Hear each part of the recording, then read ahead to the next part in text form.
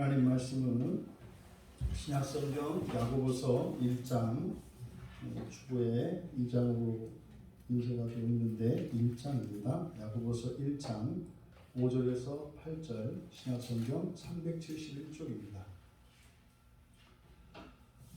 우리 같이 5절에서 8절까지 말씀을 함께 읽겠습니다. 너희 중에 누구든지 지혜가 부족하거든 모든 사람에게 후히 주시고 꾸짖지 아니하시는 하나님께 구하라. 그리하면 주시리라. 오직 믿음으로 구하고 조금도 의심하지 말라. 의심하는 자는 마치 바람에 밀려 요동하는 바닷물결 같으니 이런 사람은 무엇이든지 주께 얻기를 생각하지 말라. 두 마음을 품어 모든 일에 정함이 없는 자로다. 아멘. 지혜가 부족하면 채워라 라는 제목으로 말씀의 은혜를 나누고자 합니다. 바로 앞에 2절에서 걸쳐 2절에서 4절까지의 말씀, 신자들이 산호라면 이렇게 시험에 넘어질 수 있다. 그렇게 시험에 넘어졌을 때 그 시험을 극복할 수 있는 그 방법으로서, 구체적인 방법으로서 모든 기쁨을 앞세워라. 모든 기쁨을 앞세워라. 결국 우리들의 잘못으로 우리들 스스로가 자초하여 예수를 믿고 신앙인으로 그리스도인으로 살아간다 할지라도 우리들이 얼마든지 실수할 수 있고, 그것은 우리의 죄로 인한 것이든 구체적인 범죄로 인한 것이든 아니면 원치 않았지만 우리의 무지로 인한 것이든 이런 일들이 일어날 수 있다. 너무 두려워하지 말라는 거죠. 그럴 때조차 우리가 오히려 시험에 넘어진 그것을 오히려 화를 복으로 바꿀 수 있다. 복으로 바꿀 수 있다. 그것이 뭐냐면 인내입니다. 인내. 그래서 그 시험에 넘어졌을 때, 시험에 넘어졌을 때 그것을 우리가 인내를 키워낼 수 있는 좋은 기회가 된다는 거죠. 그 인내의 가치가 무엇이냐? 이것을 이제 종말의 첫째 부활과 연결 지었는데, 그래서 오히려 넘어진 것으로 인해서 그 인내가 만들어진다면 그 넘어진 것, 그것이 실패이거나 불행한 것이거나 하나님 앞에 두려워 벌벌 떨 것이 아니라 오히려 그것이 또한 또 다른 감사가 될 수 있고, 그것을 통해서 얻을 수 있는 유익이 크기 때문에 기뻐할 수 있다는 거였죠. 이렇게 시험에 설사 우리가 넘어진다 할지라도 충분히 극복할 수 있고, 시험에 넘어져서 극복되는 그 과정 속에서 만들어지는, 맺히게 되는 그 인내라고 하는 것에 대해서 그 가치를 우리에게 말씀하셨습니다. 그리고 나서 이제 이어지는 말씀인데 지혜에 대해서 말씀을 해요. 지혜가 부족하거든 구해라. 지혜가 부족하면 구해라. 그러니까 여기서 이제 5절에서 8절까지 다루고 있는 이 지혜에 대한 이 말씀, 이것도 바로 앞에서 말씀하신 신자들이 넘어지는 그 시험과 관련되어 있고, 또 그 연단과 그 인내와 관계가 되어 있는 것이요. 그러면 이것이 이렇게 우리가 처음에 이 야고보서를 이제 야고보서의 개론을 이렇게 쭉 말씀을 드릴 때 이게 서신서 같지 않고 이게 잠언처럼 짤막짤막한 주제들을 다루고 있다. 그래서 이것이 마치 경구처럼 되어 있습니다만 실제로 이것이 지금 야고보가 여기서 말씀하는 것은 시험과 관련된 그 주제의 연속성 상에 있는 겁니다. 그러니까 이 지혜를 언급하고 있는 것은, 이 지혜는 그 시험과 관계되어 있음을 우리가 알 수 있어요. 또 이제 앞에서 이제 들어가서 좀 더 살펴보겠습니다.만 5절에 부족하거든 이라는 말씀을 하거든요. 이건 4절에 있는 부족함이 없게 하렵니다. 그래서 이 부족함으로 4절과 5절이 연결되어 있어요. 그럼 4절에 있는 내용, 조금도 온전하고 구비하여 조금도 부족함이 없다. 이것은 바로 이제 첫째 부활에 대한 말씀이라고 설명을 드렸거든요. 그러니까 여기서 이 부족함을 이제 5절에서 지혜의 부족함과 연결지어요. 그러니까 여기서 우리가 추론할 수 있는 것은 이 지혜라고 하는 것은 시험과 관련이 있어요. 그러니까 지혜가 부족하면 시험에 넘어질 수 있는 거고요. 반대로 또 지혜가 있다면 그 시험에 넘어지지 않을 수가 있는 거죠.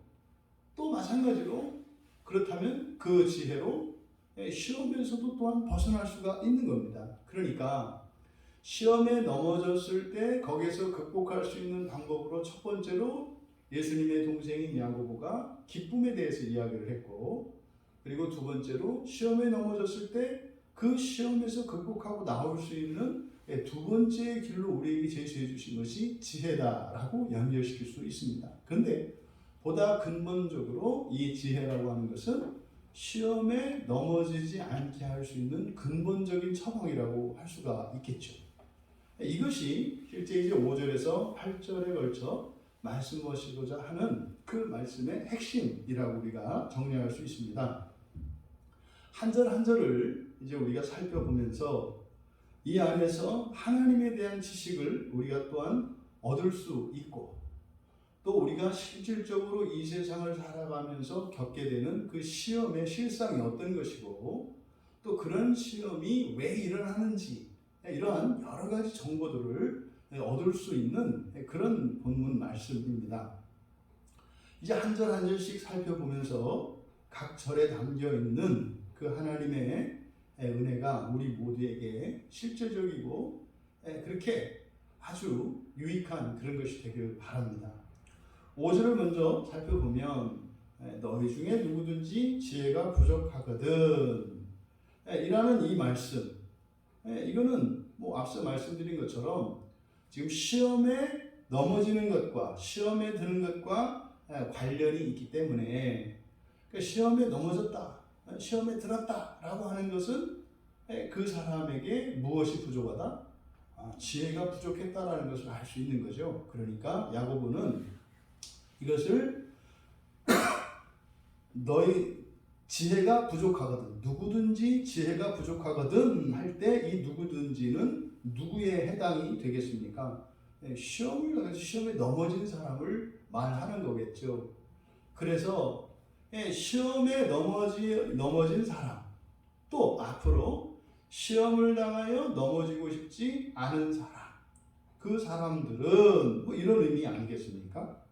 여기서 우리가 이 지혜라는 말이 이제 성경에서 굉장히 중요한 의미를 가지고 있는 용어인데, 이 지혜에 대해서 좀 정리하고 넘어가야 될 필요가 있습니다. 구약 성경에서 지혜의 책이라고 불려지는 잠언에 이 지혜에 대한 언급이 많죠.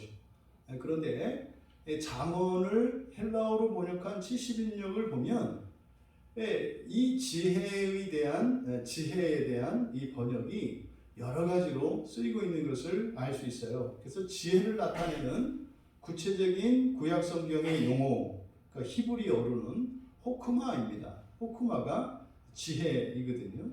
그리고 이제 신약 성경의 이 헬라어로는 이것은 소피아죠. 이 소피아가 지혜를 나타냅니다.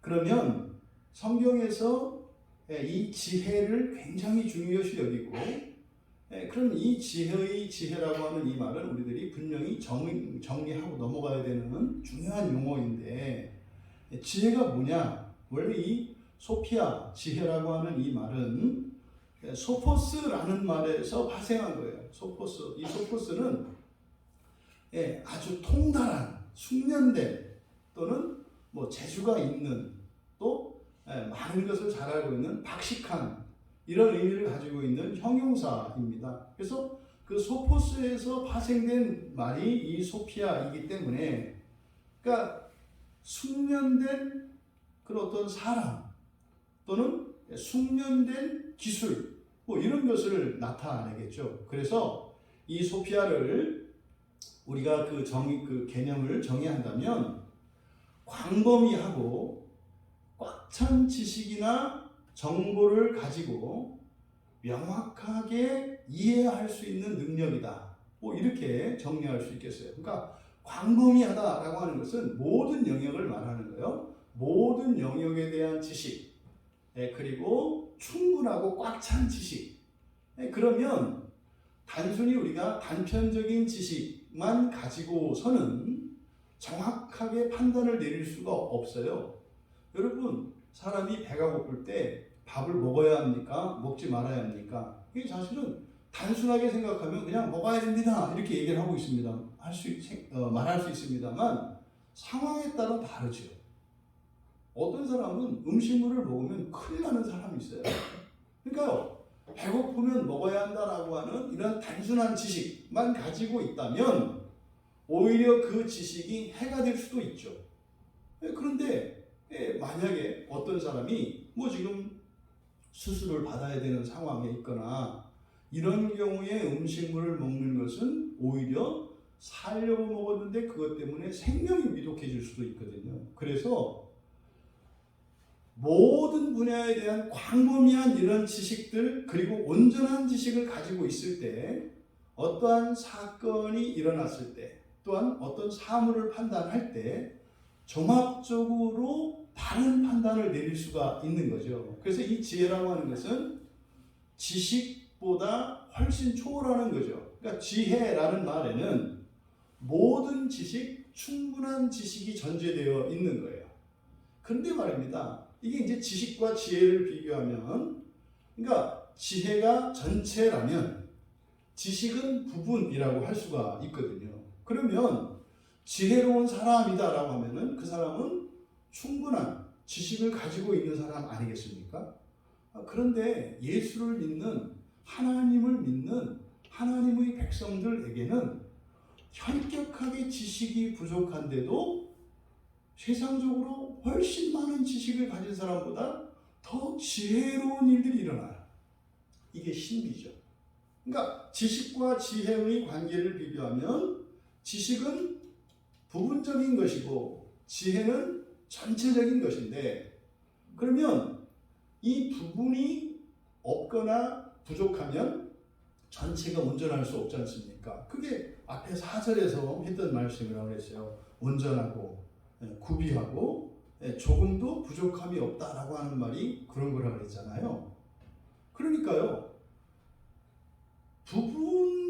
부분적인 지식만을 가지고 있는, 그리고 훨씬 더 모르는 것이 많은 지식의 결핍 상태에 있는 사람이 더 지혜로울 수도 있는 일이 일어나요. 이게 무엇의 결과입니까? 이게 구원의 결과예요. 그러니까 이게 신비죠. 그러니까 논리적으로는 이게 앞뒤가 안 맞는 이야기라 이 말이에요. 이것이 구원이거든요. 그러니까 이 지혜라고 하는 말은 지식과의 관계 속에서 이해되어야 하고, 또 지혜라고 하는 그 말이 가지고 있는 기본적인 개념을 알아야 하고, 또 이 지혜에 대한 성경의 가르침을 통해서 구원받은 백성들에게는 지식이 부족한 자들에게조차 지혜를 주시는 하나님의 은혜라고 하는 것을 우리가 이해할 수 있어야 합니다. 이 세상에서는 지혜를 가지려면요, 첫 번째로 해야 되는 게 뭐예요? 지식을 연마해야 돼요. 광범위한 지식을 다 알아야 하고, 그리고 꽉 찬 지식을 알아야 합니다. 그랬을 때라야 지혜를 가질 수가 있는 거거든요. 그러니까요, 엄청난 노력과 엄청난 학습이 필요해요. 지혜를 가지기 위해서는. 그런데 성경에서 이 지혜는 하나님의 선물로 주어지거든요. 그러면 지혜가 주어지면 지식이 다 충족이 되느냐? 그렇지는 않아요. 그러니까 종종 우리 그리스도인들이 이 세상을 살아가는 방식이 집을 짓는 건축에 비유한다면, 세상 사람들은 땅을 파서 기초를 닦고 그 위에 벽돌을 세우면서 기둥을 세우고 벽을 세우고 맨 나중에 지붕으로 마무리하는 것이 세상 사람들의 건축 방식이고 이게 인생 방식이에요. 근데요, 구원받은 하나님의 백성들의 인생을 건축에 비유하면 어디서부터 지어지는 거다? 지붕부터 지어지는 거다. 이걸 신비라고 이야기할 수밖에 없어요. 그럼 지붕부터 지어진다고 하니까 그럼 살 수 없는 집이냐? 그렇지 않다 이 말이에요. 이렇게 우리의 인간의 이성으로 보면 온전하지 못한 것 같은데, 실제로 다 지어지기 전에도 지붕 안에서 살아가는데 완성된 집에서 살아가는 그 효과와 유익을 누리면서 살아가요. 이게 그리스도인의 삶의 방식이라니까요. 바로 이 지식과 지혜의 관계, 이 지혜가 세상적으로는 어떻게 지혜를 이루는 것이며 구원받은 신자들에게는 지혜가 먼저 주어지고 그 지혜를 온전하게 할 수 있는 지식들이 그 이후에 주어진다고 하는 이것을 우리가 깨달아야 합니다. 그래서 이 지혜를 다루고 있는 성경의 가르침들을 우리가 살펴보면 이제 출애굽기 31장 3절에 부살렐에게 하나님의 영이 충만케 되는 일이 일어납니다. 그때 지혜와 총명과 지식과 여러 재주로 정교한 일을 연구해서 이런 도구들을 만들게 한다 그래요.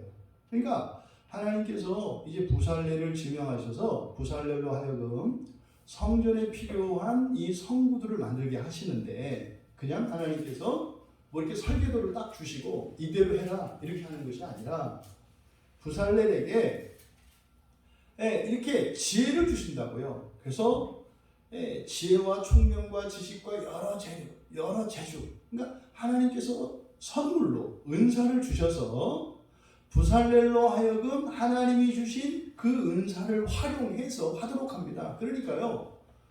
하나님께서 사람을 사용하셔서 하나님의 일을 이루세요. 여러분 이게 굉장히 중요한 겁니다.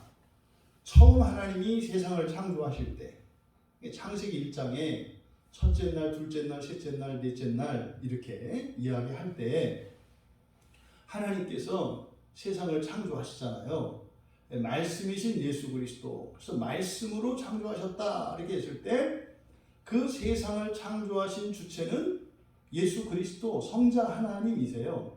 그런데 이 세상을 창조하시기 이전에 하나님의 계획이 있었죠. 이거 작정이라고 한단 말이에요. 그 계획의 주체는 성부 하나님이라고 이야기를 해요. 그리고 작용력이죠. 힘, 구체적으로 이것을 적용하는 그것이 성령의 역사라고 합니다. 그러면 성령의 역사라고 할 때 이걸 잘못 오해하시면 안 되는 게 성부 하나님은 이렇게 이제 전체 총책임자고 예수님은 뭐 감독이고 성령님은 일꾼이고 이렇게 이해하시면 안 돼요.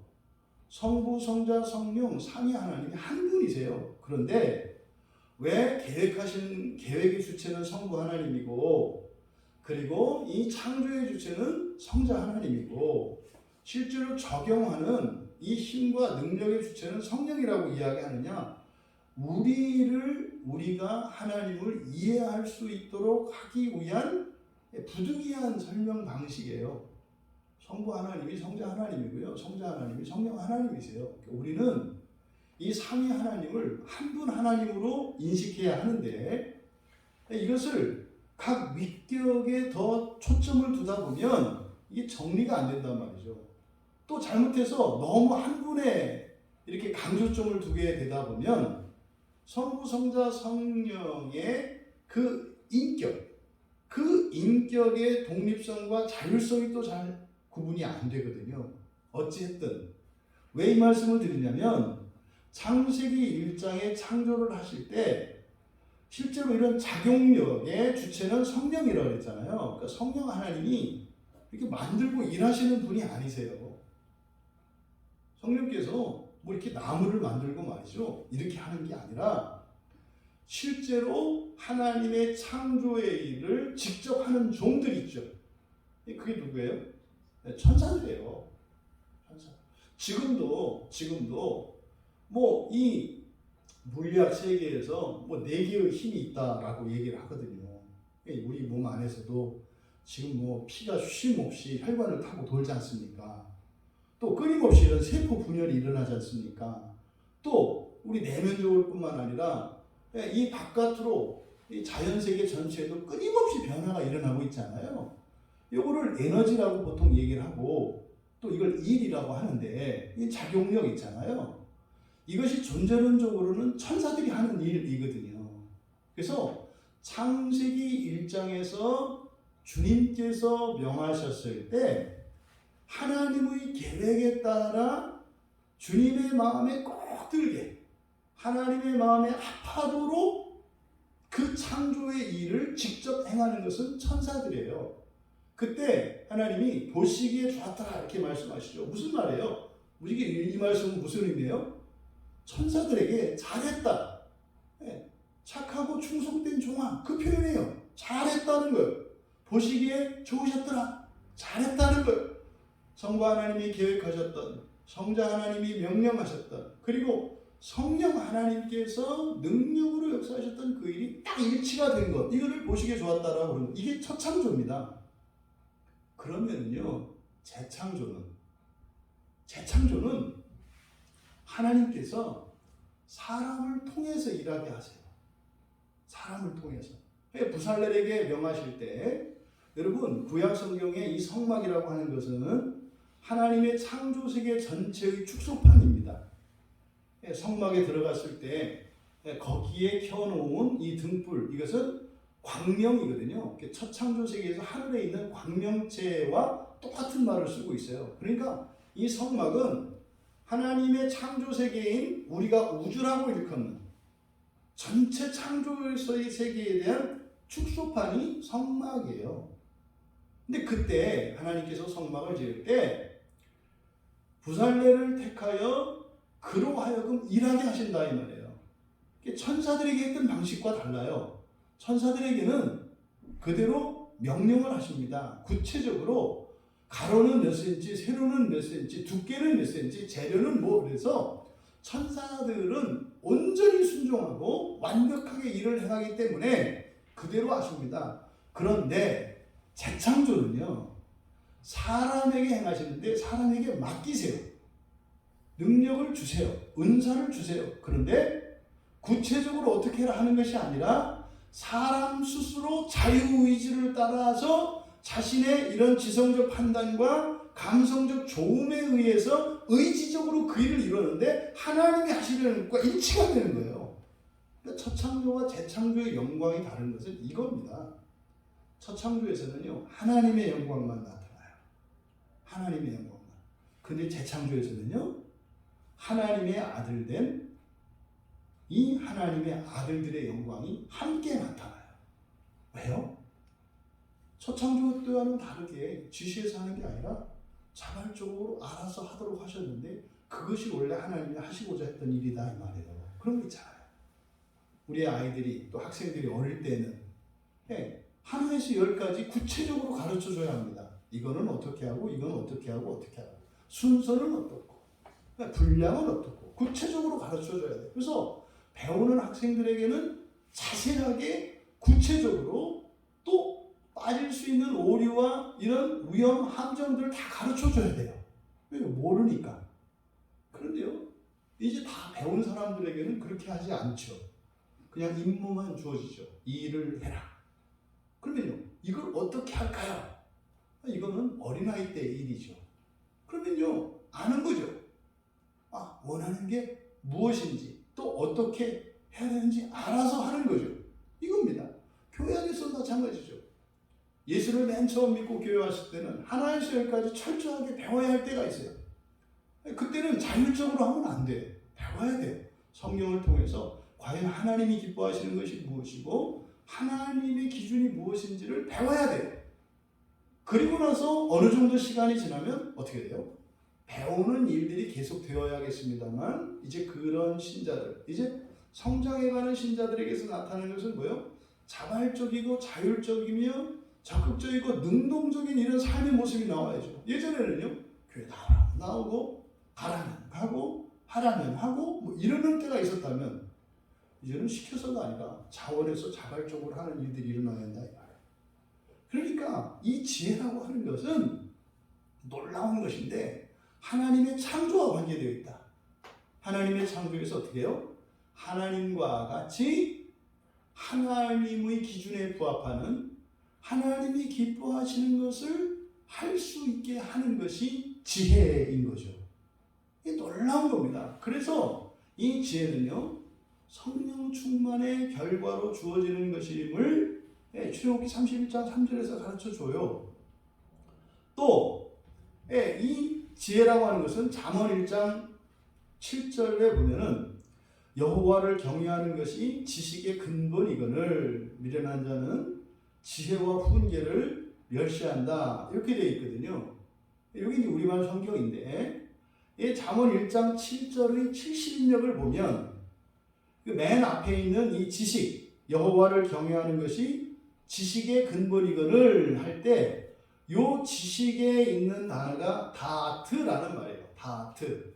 이 다트라고 하는 이 말을 이것을 호크마, 지혜와 같은 의미로 70인역에서 번역을 해요.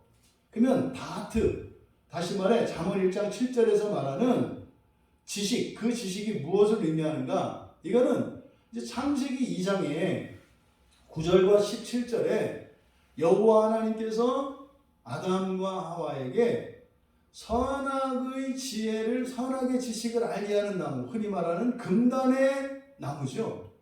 그때 바로 그 선악과 나무라고 일컫는, 우리들이 선악과 나무라고 일컫는 그 나무에 그대로 성경 원문 그대로 번역을 하게 되면 선과 악의 지식을 알게 하는 나무 이렇게 되거든요. 그때 사용된 그 지식이라고 번역된 그 말이 이 다트예요. 그래서 이 다트라고 하는 것은 이거를 지혜라고 70인역에서 번역을 하는데, 그러니까 이 지혜라고 하는 것은 선과 악을 구분하는 지식이라는 걸 가르쳐줘요. 선은 뭐라고 했습니까? 선은 좋은 거, 악은 나쁜 거. 그러니까 여러분이 무엇인가를 좋은 것인지 나쁜 것인지를 여러분이 판단하는 게 뭐예요? 지혜죠.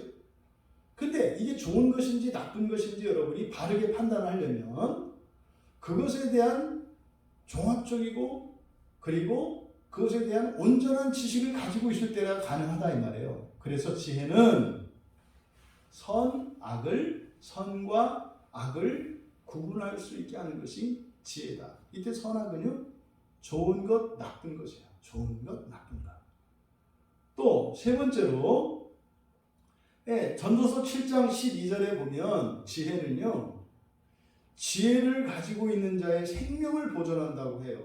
그러니까 단순히 이 지혜라고 하는 것은 선악을 분별하는 이런 기능만을 가지고 있고 판단력만 가지고 있는 것이 아니라 지혜 자체가 생명을 보존하는 힘을 가지고 있다고 이야기를 합니다.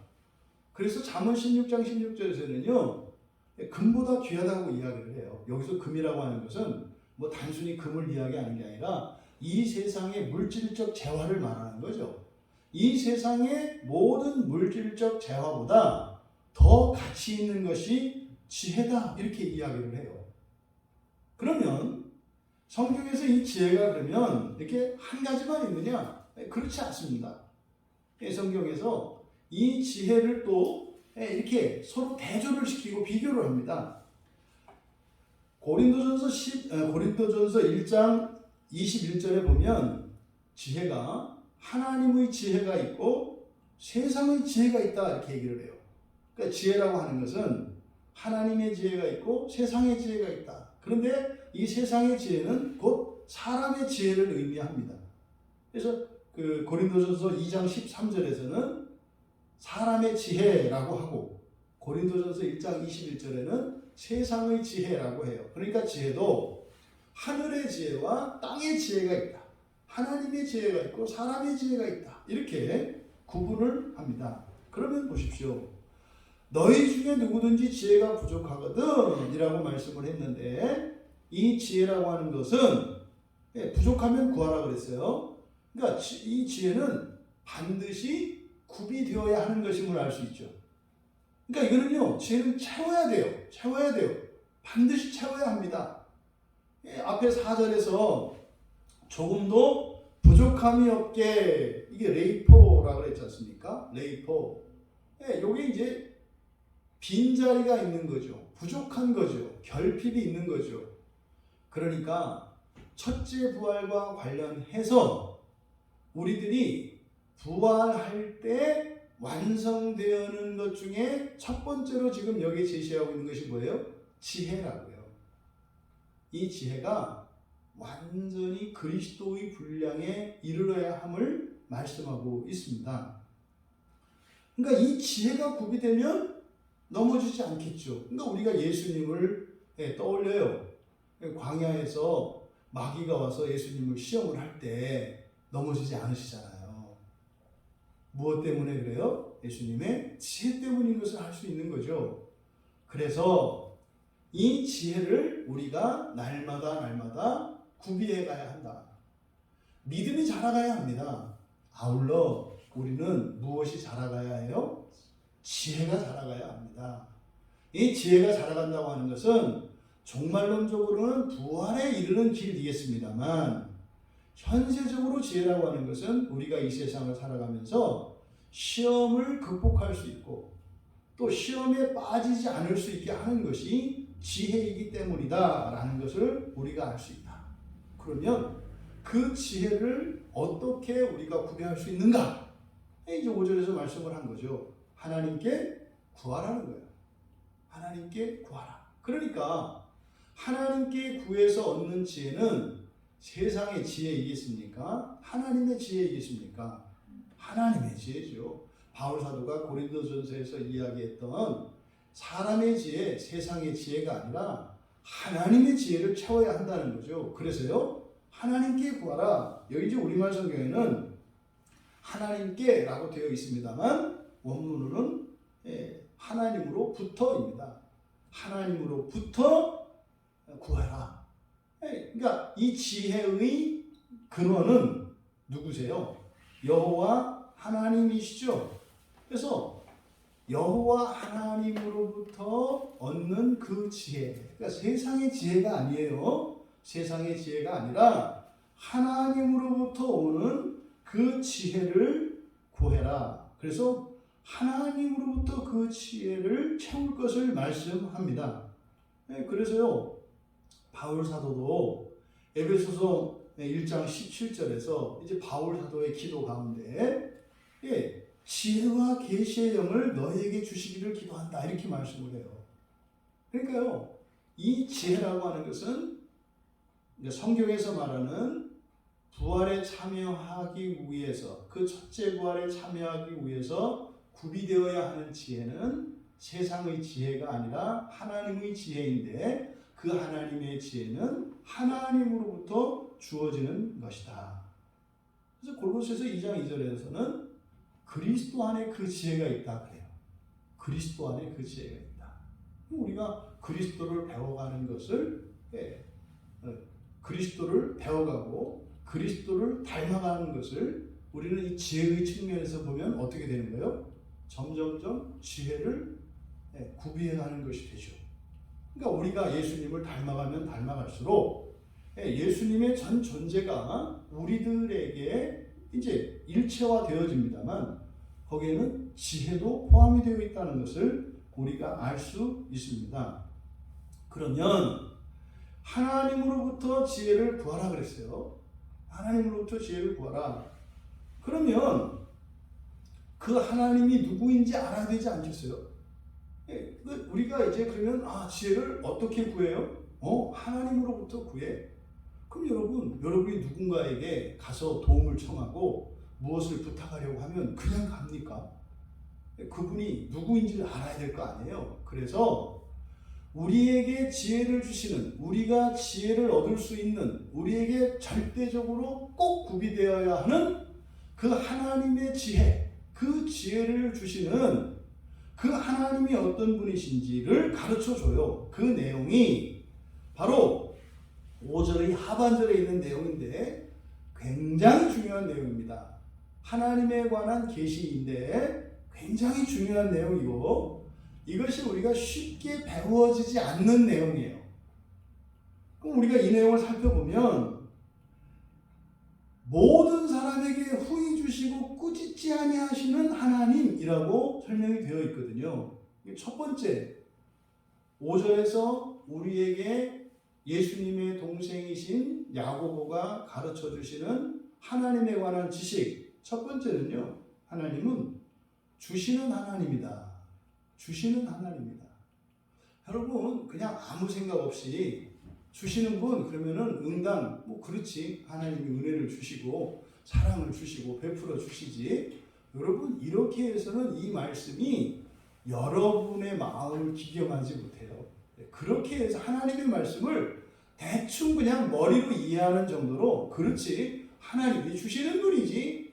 여러분 100년을 이런 방식으로 성경을 읽고 그 의미를 여러분이 배운다 하더라도 이거는 여러분의 피부에 작은 스크래치 어떤 긁힘도 일으켜내지 않아요. 하물며 하나님의 말씀으로 우리의 기경을 말입니다. 예? 그 쟁기를 가지고 굳은 그 밭과 논을 일구는 것 같이 오히려 그거보다도 강력한 힘으로 우리의 마음이 기경이 되는 건데 그렇지 하나님이 주시는 분이지 이런 단편적인 어떤 지식과 명제들이 우리의 마음을 바꾸지 않아요. 생각을 하셔야 돼요. 생각을. 뭐 주시는 하나님이라고 그랬지? 왜 이 용어를 썼을까? 여러분 주다의 반대말이 뭐예요? 받다잖아요. 받다. 주다의 반대말이 받다잖아요. 그러니까 여기서 이 디도미, 주다라고 하는 이 디도미의 형용사형을 분사를 쓰고 있거든요. 주시는 하나님, 주시는 하나님. 그러면 왜 야고보가 이 단어를 선택했을까? 여러분 유사한 동요들이 있거든요. 그리고 더 좋은 의미로 나타날 수 있는데 좀 이게 좀 어설퍼요. 단어가 주시는 하나님 그랬을 때요. 이게 특별히 하나님의 신성을 드러내는 것 같지 않다고요. 그런데 여기서 주시는 하나님이라고 이 용어를 쓴 것은 아마도 받는 하나님이라고 하는 생각이 우리들에게 있기 때문인 것으로 보여져요. 그러니까 여기서 야고보는 그렇게 말씀하시는 거죠. 받는 분이 아니라 주시는 분이야. 이런 의미로 말씀하는 것 같다 이 말이에요. 받는 분이 아니라 주시는 분이다. 왜 이렇게 말씀하셨을까요? 이때 당시 사람들이 가지고 있는 신과는요. 하나님은 주시는 분이라기보다는 우리들이 어떻게 해요? 받아내야 하는 분이에요. 가지고 있는 분이에요. 그 사람들이 가지고 있는 신관에 신은 뭐예요? 가지고 있는 분이에요. 뭐든지 다 있는 분이에요. 능력도 있고 부도 있고 권력도 있고 모든 걸 다 가지고 있는 분이에요. 근데 그것을 얻어내는 것은 누구의 몫이에요? 나의 몫이에요. 나예요. 여러분 주시는 하나님이라고 하는 것은 우리들이 가지고 있는 잘못된 신관을 흔드는 거예요. 하나님은 모든 걸 가지고 계시지요. 근데 하나님은 소유가 목적이 아니라니까요. 하나님이 가지신 모든 영광과 권세는 왜 가지고 있다는 거예요? 주시려고 가지고 있다는 거예요, 여러분. 여기서 우리의 생각이 바뀌어야 돼요. 우리가 믿는 하나님, 우리를 구원하신 예수 그리스도는요, 하나님이세요. 전지전능하세요. 영원한 생명을 가지고 계세요. 그런데요, 그런 분을 가진 분으로서 우리와는 초월적 존재로 따로 떨어져 있는 분이 아니라 하나님이 가지신 모든 것은 뭐 하기 위해서 가지고 있다? 주기 위해서. 가지고 있는 게 중요하지 않아요. 야, 하나님은 주시는 하나님이야. 뭘 가지고 자는 분이 아니야. 얼마나 많은 사람들이 하나님에 대해서 주시는 하나님이 아니라 소유하는 하나님이세요. 심지어는요, 아주 인색한 하나님이에요. 하나님에 대한 오해, 인생을 살아가면서 겪는 여러 가지 환난과 어려움을 만날 때, 또 가난 가운데 있을 때, 건강을 잃었을 때, 사랑하는 사람을 잃었을 때, 이럴 때 우리가 잊지 말아야 하는 것은 하나님은 주시는 하나님이라는 것을 기억하셔야 해요. 주시는 하나님. 그런데 왜 이걸 뺏어가세요? 하나님은 어떤 경우에도 우리에게서 무엇을 가져가는 법이 없어요. 너무나 단순한 이야기지만 실제로 이때 당시의 사람들뿐만 아니라 오늘을 살고 있는 그리스도인들도 하나님에 대해서 참으로 모르고 있고 오해하고 있는 부분이 바로 이 부분이에요. 조금 더 이렇게 조금 그래도 좀 하나님을 안다고 하는 구약의 이스라엘 백성들은 이스라엘의 그 하나님 여호와가 왜 다른 신들과 다르냐면요, 언약 때문에 그래요. 언약 때문에. 다른 신들은요, 언약 이런 거 없습니다. 지 맘대로예요. 주고 싶으면 주고, 준다고 했다가 안 줄 수도 있고, 그것에 대해서 이 피조물들은 토를 달 수가 없어요. 그런데 유일하게 구약 성경에 계시된 여호와 하나님, 그 이스라엘의 하나님은요, 언약의 하나님이에요. 언약의 하나님이라는 것은 뭡니까? 스스로의 신성과 자율성을 구속해버려요. 그래서요, 언약이라고 하는 이 계약 속에 조건이 이행되면 반드시 하나님도 해야 되는 존재로, 그래서 의무적인 존재로 만들어버려요. 그러니까 언약 사상이라는 건 말입니다, 고대인들에게 있어서 이해할 수 없는 신도 아니고, 사실은 그런 신은요, 초월적인 신이 아니라 별거 아니에요. 인격적인 신이거든요. 그러니까 고대의 다른 신, 이방신을 섬기는 자들이 이스라엘을 만만히 봤던 이유가 뭐냐면, 이스라엘 백성들은요, 하나님을 너무나 만만히 봐요. 감히 자기들은 엄두도 낼 수 없는, 왜요? 두려워서 엄두도 낼 수 없는 일들을 구약의 이스라엘 백성들은 반복하고 서슴없이 해요. 이게 뭐 때문에 그래요? 인격성, 언약의 하나님 때문에 그래요. 그래서 구약의 이스라엘 백성들이 하나님에 대해서 이방신들과는 좀 다르게 알았던 하나님에 대한 지식이 뭐예요? 언약이죠, 언약. 그러니까요, 뭔가를 하나님께서 명령하신 조건을 내가 이행하면 하나님도 주신다는 거예요. 주셔야만 한다는 거예요. 언약의 하나님. 여러분, 그 어떤 종교인들이 자기가 섬긴 것이 충분해서 내가 섬기는 그 신에게 의무를 지었다고 생각하는 사람은 아무도 없어요, 이 세상에. 기독교인 빼고. 기독교인은 어느 정도예요? 의무도 제대로 안 하고요, 의무도 이행 안 하고 오히려 하나님을 타박한다니까요. 그러니까 이게 일반 종교인들이 보아서는 이게 상식 이하의 일들이에요. 왜 그래요? 하나님에 대한 이 성경의 가르침이 세상에 있는 어떤 신과 같지 않기 때문이에요. 그러니까 이런 생각도 다른 신관과 차별화되는 것이면 틀림이 없습니다만, 지금 야고보가 말씀하시는 주시는 하나님이라고 하는 이 계시는 언약의 하나님보다 더 한 걸음 나간 거예요. 언약의 하나님보다 한 걸음. 왜? 언약의 하나님이라고 할 때는 언약 조건을 지킬 때 주시는 거거든요. 조건적으로 주는 거거든요. 그런데 여기서 주시는 하나님 이렇게 했을 때는요, 조건이 없어요. 하나님이라는 분 자체가 뭐 하는 분이다? 그냥 주시는 분이다, 이런 거예요. 그러면 여러분, 이거를 우리들에게 적용을 해봅시다. 우리가 받고 주시는 하나님이라는 생각을 갖고 있으면 우리들의 이러한 행위들이 하나님이 주시는 원인으로 착각해요. 내가 기도했고 헌신했고 또 하나님의 말씀을 따라 순종하면서 살았고, 그럼 이것이 하나님이 주시는 행위의 원인으로 생각한다고요. 조금 낮게, 공로는 아니지만 하나님이 그래도 어여쁘게 보시는 이유는 될 거다라고 하는 이런 생각을 갈 수가 있죠. 그런데 여기서 지금 주시는 하나님이라고 하는 이 말씀을 가지고 우리가 하나님께 드리는 헌신과 이런 충성과 봉사, 이런 것들의 의미가 다르게 이해가 되는 거예요. 생각해 보니까 내가 하나님께 드리는 이 시간과 이 예배도 우리가 하나님께 드리는 거 아닙니까? 근데 이것이 사실은 뭡니까? 먼저 우리가 오늘 이 자리에 나오기 이전에 하나님이 먼저 우리에게 믿음을 주셨죠.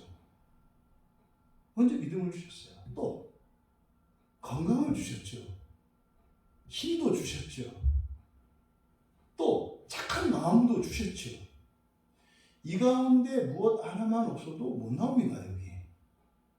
사실은 우리가 하나님께 드린다고 생각하는, 우리가 하나님께 헌신한다고 생각하는 이 모든 것들은 이것을 통해서 무엇을 얻는 게 아니라 먼저 하나님이 우리에게 주셨다는 것을 생각나게 하는 거예요. 결국 우리가 드리고 하나님께 헌신하고 하는 이 모든 것은 하나님이 뭐 이렇게 조건처럼 언약으로 걸어 놓으셨지만 그 이전에 우리가 그렇게 할 수 있도록 먼저 은혜를 베풀어 주셨구나. 그러니까 결국 우리의 모든 행위는요, 받은 증거예요. 받은 증거예요. 뭘 하는 게 아니라 받은 증거다 이 말이에요. 보세요. 여러분들이 이 금요일 저녁에 교회 다 오셨잖아요. 뭐 끌려 나오신 분 없잖아요. 여러분 마음에 끌림이 있었잖아요. 그 자체가 이전에 하나님께서는 개인적으로 여러분의 마음에 감동을 주셨고 여러분의 인생 가운데 주시는 어떤 일이 먼저 있었던 거죠. 그러니까 그 증거인 거예요. 받았다는 증거인 거죠. 그래서 감사의 표시인 거죠. 우리가 말 드리는 게. 또 하나는 뭡니까? 사실상 이거는 우리의 믿음의 표현인 거예요. 어떤 믿음? 이렇게 하면 하나님이 더 주실 거다 이런 게 아니라 내가 받고 누린 것이 하나님으로부터 온 것이다라고 하는 믿음의 표현인 거예요. 그러니까 여기에 오잖아요. 결국이요, 사실상 우리가 하나님께 드리는 시간, 물질, 재능 결국 쓰임받는 것은 다 이 땅, 이 세상입니다. 우리들이 드리는 것으로 교회가 세워지고요. 우리들이 드리는 것으로 이 땅에 가난하고 복음을 알지 못하는 이들에게 하나님의 사랑으로 그들에게 흘러가잖아요. 무엇 하나가 이론 한 푼도 뭐 하나님 나라로 송금하는 이런 게 없어요. 하나님께 드렸습니다만 결국 그것을 이 세상에 이 세상으로 수혜가 되도록 하나님이 바꾸시는 거죠. 여러분 결국 주시는 하나님이시다 라고 하는 이 말씀을 통해서 우리의 행위, 이 야고보에서 중요한 게 행위라고 그랬지 않습니까? 공로와 행위를 구분해야 된다. 공로라고 하는 것은 어떤 결과에 대한 원인이 되는 걸 말하는 것이고, 행위라고 하는 것은 그 원인이기는 하지만 직접적인 원인이 없는, 다시 말해 하나님의 은혜를 받고자 하는 우리의 믿음의 표현이라고 그랬잖아요. 행위는 이렇게 하면 뭘 받는 게 아니라 이렇게 하면 하나님 주세요라고 하는 의사표시다 이렇게 말씀을 드렸잖아요. 결국 이 주시는 하나님이라는 말씀 안에서 야고보서에서 굉장히 중요하게 되는 실천과 행위의 문제가 어떤 것인지를 하나님의 속성을 통해서 우리에게 가르쳐주고 있다. 보세요. 그러니까 하나님이 우리에게 주시는 이유는요, 하나님 자신이라는 거예요. 하나님이 원래 주시는 분이기 때문에 그것을 좀 더 구체적으로 수식하고 있는 말이 바로 모든 사람에게 후히 주시고 꾸짖지 않는다는 말이에요. 여기서 오해하기 쉬운 것이 후히라고 번역된 이 말이 아폴로스라는 말이거든요. 아폴로스. 이 아폴로스라고 하는 말이 지금 우리말 성경으로는 후히 그러면은 양쪽으로 이해하기가 쉬워요. 후히니까 뭐 이렇게 대를 달더라도 이렇게 쌀을 이렇게 막 대로 이렇게 해서 그 팔아내던 때가 있잖아요. 그 뭐 인심이 좋은 그 주인은 막 그 위에다가 막 얹거든요. 그리고 나서 정말 더 인심이 좋은 분들은 대를 툭툭툭 쳐서 이렇게 다져가지고 더 많이 들어가게 하거든요. 이거를 후하다 그러죠. 이렇게만 이해하시면 안 돼요. 기본적으로 이 아폴로스라고 하는 말이 가지고 있는 것은 양쪽으로 넘치는 것보다 더 중요한 게 뭐냐면 단순하게라는 말이에요. 단순하게. 단순하게가 뭡니까? 조건 없이요. 아낌없이. 그래서 후히 주시는 분이다라고 할 때 후히라고 하는 것은 뭐냐면 우리가 이렇게 뭘 구할 때 이렇게 구하고 저렇게 구하고 어떤 사람이 구하고 이것과 상관이 없다 이 말이에요. 그냥 하나님은 후히 주신다는 것은 뭐예요? 그냥 주시는 분이다 이 말이에요. 그냥 주시는 분이다. 이걸 후이라고 번역을 하는 거예요. 그러니까 모든 사람에게 그냥 이렇게 하시는 게 좋다. 그런데 이 그냥이라고 하는 이 말은 또 여기에 포함되어 있는 것이 뭐냐면 양과 질이 포함되어 있어요. 가장 좋은 거예요. 아끼지 않고 주시는 거예요. 그냥 주시는데 또 아끼지 않고 준다 이 말이에요. 아끼지 않고. 양에 있어서도 아끼지 않고 주신다 이 말이에요. 이것이 후히라고 하는 이 말 속에 담겨 있는 의미다. 또 꾸짖지 아니하시는 여기서 꾸짖다라고 번역된 이 말이 오네이디조라고 하는 헬라어인데요. 이 오네이디조 이것은 야단치고 이런 의미가 아니라 이것은 뭐냐면 모욕 주고 망신 주는 거예요. 비웃는 거예요.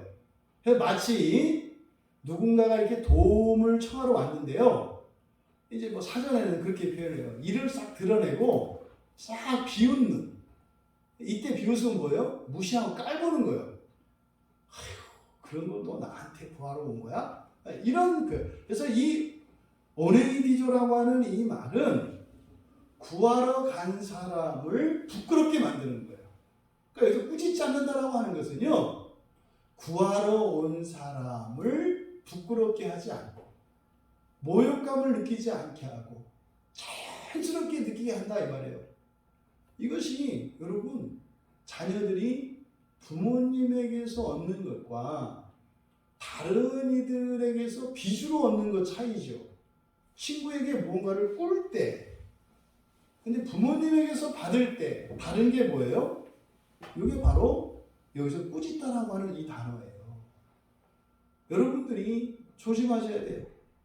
누군가가 여러분들에게 무엇인가를 구할 때 여러분들은 이렇게 하셔야 합니다. 절대로 주는 그것으로 인해서 우월감을 가지고 받는 그 사람으로 하여금 부끄럽게 해서는 안 됩니다. 여러분들이 가지고 있는 그것이 오히려 하나님께서 여러분에게 맡겨주신 하나님의 것임을 기억하면서 응당 필요한 이들에게 가야 하는 것으로 여기며 흘려보내야 된다 이 말이에요. 이것이 하나님이 우리에게 주시는 방법이기 때문에 그렇습니다. 그러니까 우리말 성경에 후히 주시고 꾸짖지 않으신다라고 하는 것은 모든 사람에게 어떤 경우든지 그 사람이 어떻게 살았든 그 사람이 지금 어떠한 상태이든 또 구하는 것이 얼마나 가치 있는 것이든 또 구하는 것이 얼마나 많은 것이든 아무 상관하지 않고 그것을 부끄럽게 여기지 않고 너는 왜 더 좋은 게 있는데 그걸 구해? 이렇게 하지 않는다 이 말이에요. 또 반대로 넌 왜 이렇게 너한테 필요한 거는 반이면 되는데 뭐 이렇게 욕심이 많아? 뭘 이렇게 많이 구해? 이러지 않으신다는 거예요. 구하는 그대로 무엇이든지 조금 더 그거에 대해서 평가하시고 교정하시거나 교훈하시는 분이 아니라 뭐 하는 분이다? 그냥 주시는 분이다. 우리들이 하나님께 구할 때 빠지기 쉬운 함정이 이런 거죠. 이거 구해도 될까? 내가 구해도 될까? 이런 거죠. 내가 하나님 앞에 나가기가 그래. 면목이 없어요. 근데 지금 심각한 필요가, 절박한 필요가 있어요. 이럴 줄 알았으면 내가 좀 똑바로 살 걸. 인간관계 안에서는 이런 생각을 하죠. 네? 종종 그런 거 있잖아요. 그 아주 오랜만에, 10년, 20년 만에, 이렇게 지인으로부터 전화를 와가지고, 그동안 원래 전화 잘 지냈어? 그래서 그동안 연락 못해서 미안하고, 못해서 미안하고, 못해서, 왜 그래요? 지금 뭔가를 좀 부탁하려고 하는데, 면목이 없기 때문이죠. 이런 게 우리들도 하나님에 대해서 이런 생각을 갖고 있다, 이 말이에요. 그래서 선뜻 안 돼요. 심지어는 우리 안에 제어장치가 있어서 면목이 없으니까요. 예를 들어서 10개를 구해야 되는데 양심적인 척 하면서 9개를 구해버려요. 알아서 깎는 거죠. 근데 왜? 이것만이라도 그냥 감사다. 이런 생각으로 하는 거죠. 이게 우리가 하나님께 구할 때 빠지기 쉬운 함정이에요. 지금 야고보는 요 얘기를 하는 거죠. 그러지 말라는 거예요. 옳으냐, 그르냐, 많으냐, 적으냐, 자격이 있느냐, 없느냐. 중요한 건 뭡니까? 필요하냐, 필요하냐. 그러면 구해라. 이 얘기를 하는 거죠, 여러분. 하나님께서는요, 언약을 통해서 우리에게 주시잖아요. 그죠? 이렇게 하면 내 말씀을 듣고 지켜 행하면 너에게 복을 주겠다라고 하는 이것이 구약으로부터 계속되는 언약이에요. 여기서 이 조건에 대해서 우리가 생각을 해봐야 됩니다. 뭐뭐 하면 내가 복을 주리라. 그러면 여러분 그때 모든 언약에 걸려있는 조건들 뭐뭐 하면이라고 하는 이것은요. 조건과 약속 중에 어느 게 더 중요할까요? 우리에게는 약속이 중요해요. 제밥에 관심이 있다 이 말이에요. 제사가 중요한 게 아니라 제밥이 중요하다 이 말이에요. 약속이 중요해요. 약속이. 근데 하나님은 뭐에 더 관심이 있으신 거예요? 조건에 관심이 있으신 거예요. 사실은 하나님이 우리에게 주시고자 하는 것은 이 부분이에요. 뭐뭐 하면, 다시 말해서 우리가 뭐뭐 하기를 기뻐하고 뭐뭐 하기를 뭐뭐를 할 수 있는 사람이 되게 하는 게 하나님의 본래의 목적이에요. 근데 이것을 우리가 기뻐하지 않고 이걸 구하지 않아요. 그래서 어떻게 해요? 약속을 통해서 이것을 하게 하시는 거죠. 그런 거잖아요. 부모님들이 아이들한테 그러잖아요. 너 연습 문제 여기서 여기까지 5장을 풀면 응? 엄마가 햄버거 사줄게. 엄마가 원하는 건 뭐예요? 이 아이가 요 문제집을 풀어서 여기에 있는 지식을 갖추기를 원하는 거잖아요. 근데 이 아이는요? 뭐가 더 커요? 햄버거가 커요. 그러니까 사실은 이 아이에게도 햄버거보다는 이게 훨씬 더 가치가 있는 거거든요. 근데 이 아이는 못 알아들어요. 그러니까요. 약속을 통해서 사실은 조건을 이루게 하시려는 거죠.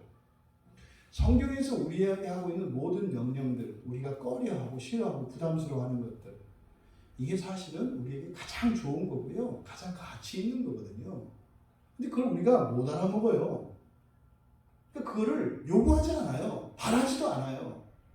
그래서 부득불 하나님은 언약의 방식으로 약속을 통해서 하나님이 진정으로 주시고자 하는 이게 사실은 뭡니까 여러분? 이게요. 우리의 본성을 바꿔서 하나님을 자기 만드시는 일이거든요. 근데 이거 원하지 않는다니까요. 우리 교회에서 여러분 본성의 변화가 가장 중요합니다. 왜요? 본성이 변하면 환경은 바뀌게 되어 있거든요. 본성이 변하는 게 뭐라고 그랬어요? 사람이 신 되는 거라니까요. 근데 여러분 이런 얘기를 처음 들으시는 경우가 많거든요. 광야교회에서. 근데 이런 얘기가요. 400년, 500년까지는요. 모든 교회에서 다 하는 얘기예요. 400~500년까지는. 여러분들이 이렇게 좀 뭐 책 좀 보시고 이런 분들은 더더군다나 우리가 개혁주의, 이 장로교가 개혁주의 신앙에 있으니까 칼빈의 그 신앙을 따라가는 사람들 아니에요. 그럼 이 칼빈이라고 하는 사람의 가장 지대한 영향을 미쳤고 영적인 스승이라고 할 수 있는 게 오거스틴이에요. 아우구스티누스. 근데 이 아우구스티누스는 사실은요 로마 교회의 스승이거든요. 이 아우구스티누스는 무슨 이렇게 개신교의 이렇게 스승이 아니라 사실은 로마 천주교의 스승이에요. 칼빈도 거기에 있었기 때문에 아우구스티누스를 존경하는 거죠. 근데요, 아우구스티누스도 이 얘기를 계속했어요. 근데 물론 아우구스티누스는 이거를 약간 무게를, 그러니까 가치를 좀 평가절하시켰어요. 그것보다는 그래서 오거스틴이 가지고 있는 구원관의 핵심은 속죄거든요. 속죄. 배상이거든요. 배상. 예수님이 우리에게 주시는 가장 큰 구원의 목적이 뭐냐? 이게 뭐냐면 사실은 벌받지 않는 거예요. 이거는 오거스틴이라고 하는 사람의 인생을 보면 왜 그런지 알아요. 오거스틴이라는 사람은요, 어마무시할 정도로 죄를 많이 지은 사람이에요. 상상을 초월합니다.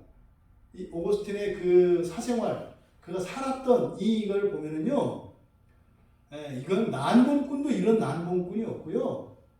이거는 정말로 이게 이해받을 수 없는, 이게 동정을 받을 수 없는 그런 사람이었어요. 근데 이 사람이 이제 머리가 똑똑하고, 이게 워낙 천재적인 사람이었기 때문에 학문적인 성과가 대단했죠. 그래서 함부로 할 수는 없었어요. 근데요, 엄청 죄가 많은 사람이고, 실제로 오거스틴 같은 경우는 마니교에 완전히 심취했던 사람이기 때문에 흑백, 이 선악 이원론이 굉장히 강한 사람이에요. 그래서 나중에 회심을 하고 예수님을 믿었었는데, 그가 바라는 가장 큰 구원은 뭐냐면 자신이 과거에 살면서 저질렀던 이런 끔찍하고 창피스러운 부끄러운 죄들에 대한 형벌을 두려워하게 됐어요. 그래서 그에게 콩 하고 다가왔던 구원의 첫 번째 기쁨과 유익이 뭐냐면 죄책을 면하는 거였어요. 예수님이 내가 받아야 될 벌을 다 받으셨구나. 내가 벌을 받지 않았구나. 그래서 이 오거스틴은 이 대속, 이 벌을 대신 받아줄 이거예요. 그래서 죄책감을 없애는 이것이 핵심이었어요. 하지만 그런 그도요, 성경에 분명히 나와 있으니까 구원에서 일어나는 또 다른 효과, 성육신이라고 할 때 여러분들은 그냥 예수님의 성육신만 생각하잖아요. 예수님의 성육신은 하나님이 사람이 되신 거죠. 여러분의 성육신은 뭘까요? 부활이에요. 여러분의 성육신은 부활이고, 예수님의 성육신은 낮아지심이고, 여러분들의 성육신은 높아지는 거예요. 부활에서 만나요. 무한한 하나님이 피조물로 되는 게 성육신이고요, 피조물이 무한한 하나님과 같이 신적 존재가 되는 게 성육신이에요. 그래서 구원의 중요한 또 하나의 측면이 성육신이에요. 그래서요, 이게 200년, 300년, 400년, 500년 여태까지만 하더라도 모든 교회에서 가르치던 교리예요. 성경을 우리가 보고 있습니다만 구약과 신약에서 계속 가르치고 있고요, 사도들과 교부들까지 계속 가르치던 거라니까요. 여러분, 예수를 믿으면요, 사람이 신이 돼요. 이 성경, 이거 아주 그냥 상식이라니까요. 근데 이게 서방교회 전통에서 하나님 나라도 지워버렸죠. 그냥 이 세상 교회가 하나님 나라가 되어버렸죠. 그러니까 하나님 나라에서, 하나님의 자녀가 되어서, 다시 말해 신적 존재가 되어서 살아가는 나라가 하나님의 나라인데, 그 하나님의 나라를 교회, 이 땅에 있는 교회로 끌어내리니까, 그럼 이 땅에 교회 사는 거는 하나님이 아니라 사람이 살잖아요. 그래서 결국은 성경에서 말하는 구원의 가장 핵심적인 사람이 하나님 되는, 사람의 자녀가 부활을 통해서 하나님 자녀가 되는 가장 중요한 복음이 로마 캐톨릭에서 없어져 버린 거예요. 이거를 칼빈조차도 회복시키지 못했다니까요. 이게 여러분 이상한 교리가 아니고요. 그러니까 사실은 목사님들도 조금만 그 고대사를 공부해보고 특히 교리사를 공부해보면, 조금만, 많이도 아니에요, 조금만 공부를 해보면 그때는 다 그냥 교부들이 이렇게 가르쳤구나라는 사실을 알게 되거든요. 돌아가면 되거든요. 근데 사람이 하나님 되는다라고 하는 이 복음을 낯설어 하는 것은 뭐예요? 이건 믿음의 문제가 아니에요. 무지예요, 무지. 그 6.25 끝나고 나서 말입니다, 이조백자를 집에서 요강으로 쓰고 하는 이런 일들이 있었거든요. 그런 거죠.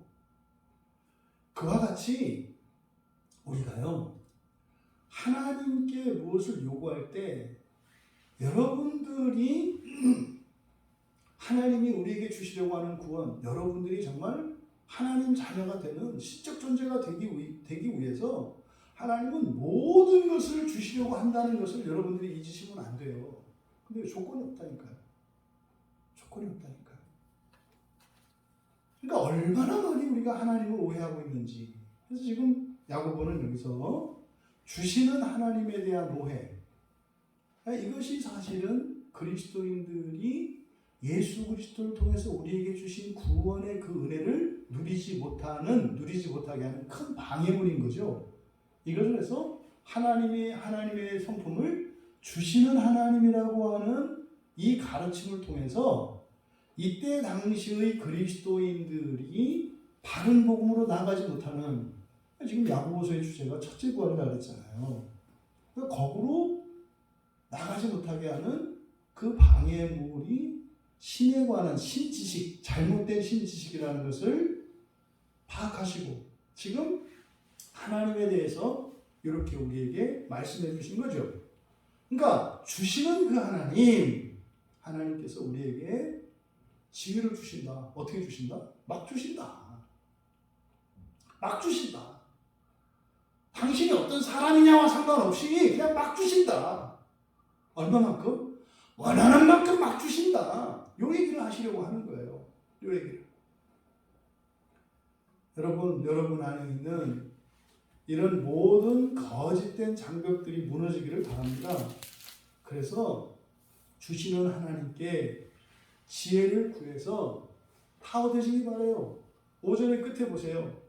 그리하면 주시리라. 지금 우리말 성경은 이걸 능동으로 번역을 해놨거든요.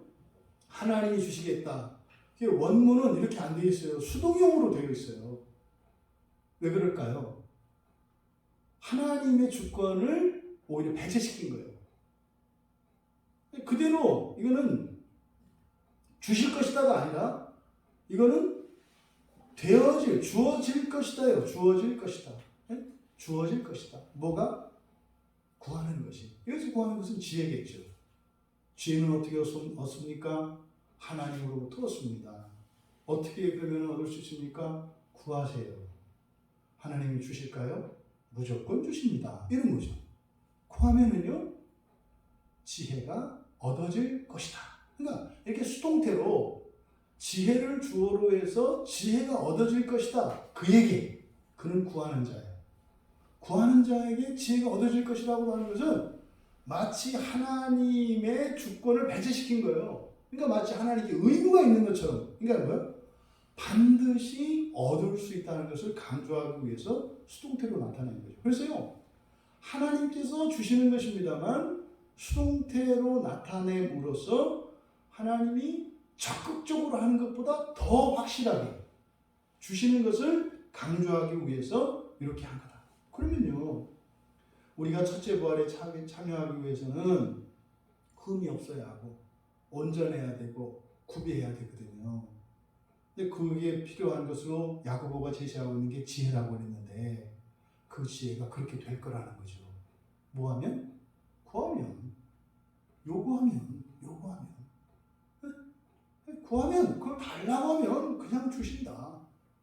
한번 우리 각자를 생각을 해보세요. 우리가 하나님께 그렇게 구하는가? 어려울 때 구하는가 생각을 해보세요.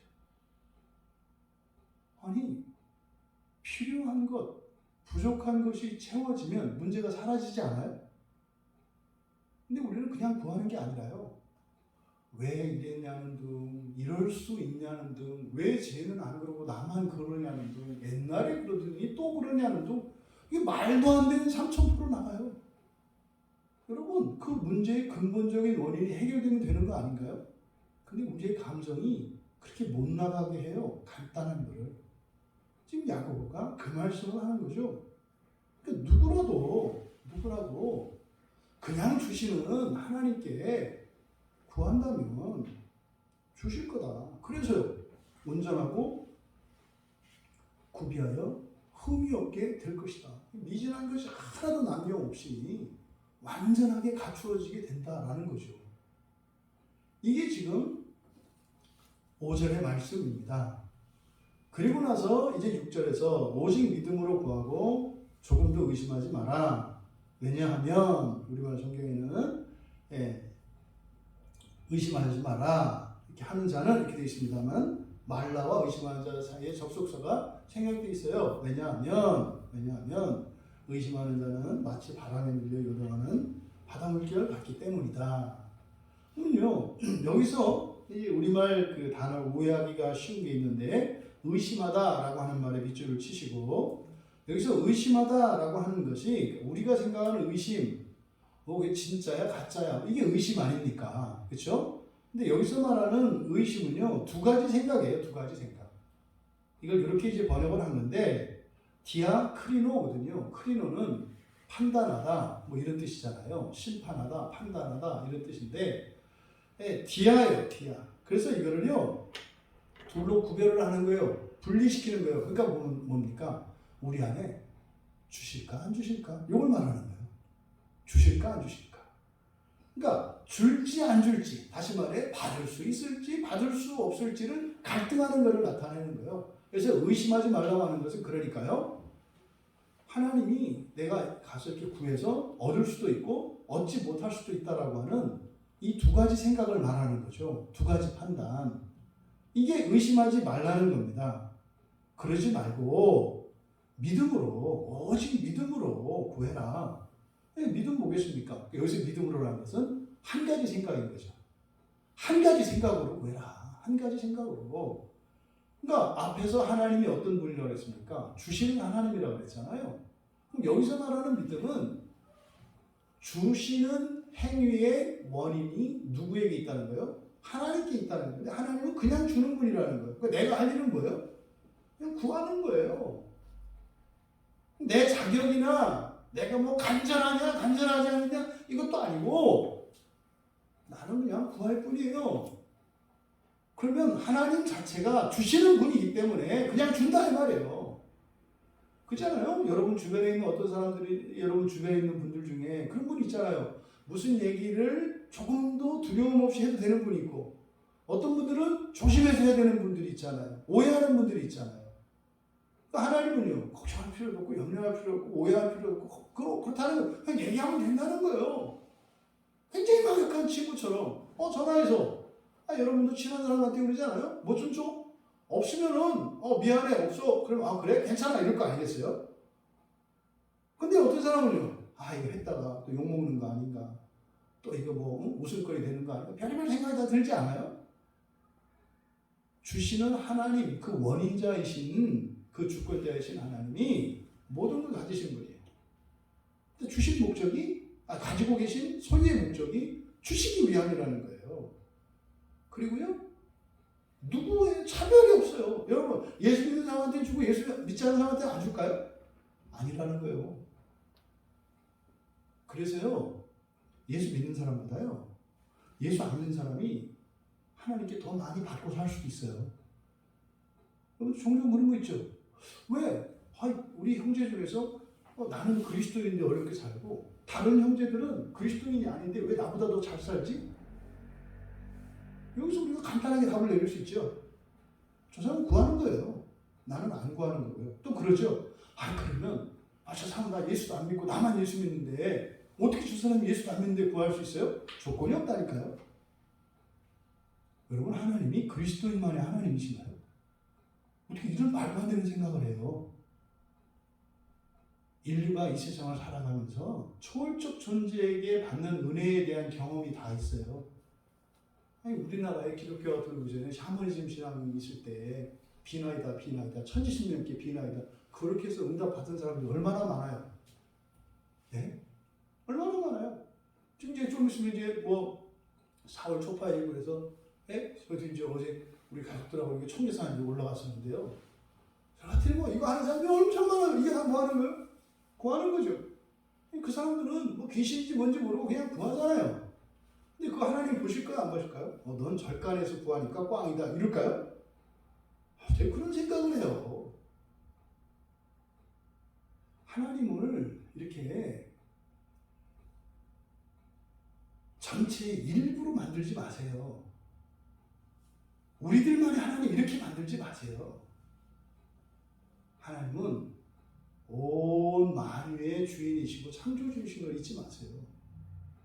그러니까 중요한 것은요, 구하는 자와 구하지 않는 자예요. 그러니까 결론 내리면 어떻게 돼요? 예수를 믿는 그리스도인이라 하더라도 구하지 않으면요 얻지 못할 거고요. 예수 믿지 않는 사람이라 하더라도요 구하면 얻을 거예요. 여기서 어떤 질문이 있거나 이런 사람들은 왜 그런 어떤 질문이 나오냐면 여러분들의 목표가 하나님 나라가 아니고 이 세상이기 때문에 그래요. 이 세상에 더 관심이 있는 사람은 이런 이야기를 들을 때 부당하다 이렇게 토를 달고 질문이 질문할 필요가 없어요. 구하라는데 왜 그래요? 누구를 주고 안 주고 무슨 상관이에요? 예수 안 믿는 사람들에게 구했을 때 하나님이 주시는 게 여러분하고 무슨 상관이냐니까요? 여러분들은 그냥 구하면 될 일 아니에요. 주신다는데. 하나님을 편협하게 보지 마라. 그리고 이 세상에서 이루어지는 일들은 예수를 믿느냐 안 믿느냐와 상관이 없어요. 상관이 없다면 좀 그렇지만 예수를 믿는 사람과 예수를 믿지 않는 사람은 어떤 차이가 있어요? 예수를 믿는 사람들은요, 이 세상에서 되더라도 영원히 되는 거예요. 하나님 나라에서 함께 되는 거예요. 이 세상 예수를 믿지 않는 사람들은요, 이 세상에서만 되는 거예요. 사후세계에서는요, 완전히 안 되는 거예요. 예수 믿는 사람은요, 이 세상에 안 된다 할지라도 영원한 세상에서는 그 하나님 나라에서는 되는 거예요. 이 차이예요. 그때 만족을 못해요, 내가. 예를 들어서 어떤 사람이. 이 사람은 지금 세계관이 안 바뀐 거예요.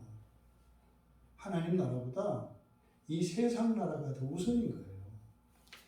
100년의 행복이 억만 년의 괴로움을 대가로 해서라도 바꿀 가치가 있다고 크게 잘못 생각하고 있는 거죠. 여러분 구하세요. 구하면 됩니다. 그런데요, 믿음으로 구해라. 될까 안 될까 하지 말고. 예수 안 믿는 사람도 구하면 되는데. 에? 아니 다른 이교를 믿는 뭐 우리 그 교회 집사님 중에 그런 얘가 그 남녀호랑개교를 믿어가지고 말이에요. 거기서는 무조건 준다는 거 아니에요. 너 예수 믿고 뭐 주대? 뭐 이렇게 맨날 한단 말이에요. 동생들한테. 내가 남녀호랑개교를 믿고 나서 내가 받은 게 얼마나 많은지 알아? 그럼 그 언니는 어떻게 사는 줄 아세요? 날마다 구하면서 살아요. 날마다 비나이다 하면서요. 구하면서 살아요. 이거죠. 여러분 믿음으로 구하세요. 주시는 하나님이라는 것을 잊지 마시고, 그러니까 뭐 다른 불신자들도 준다 이런 거 신경 쓰지 마시고, 그런 사람들도 주실지인데 예수 그리스도 안에서 신앙을 따라 몸부림치며 거룩하게 살고자 하는 여러분들에게는 어떻게 하시겠는가? 여러분 갈등하지 마세요. 줄까 안 줄까 이러지 마세요. 사실 이런 갈등은요, 하나님을 믿지 못하기 때문이에요. 그리고 하나님을 잘못 알고 있기 때문이죠. 어떻게 하면 주고 어떻게 하면 안 줄 수도 있다고 생각하기 때문에 그래요. 아니에요. 하나님은 주시는 분이시다. 이것이 믿음으로 구하라는 말씀의 의미다.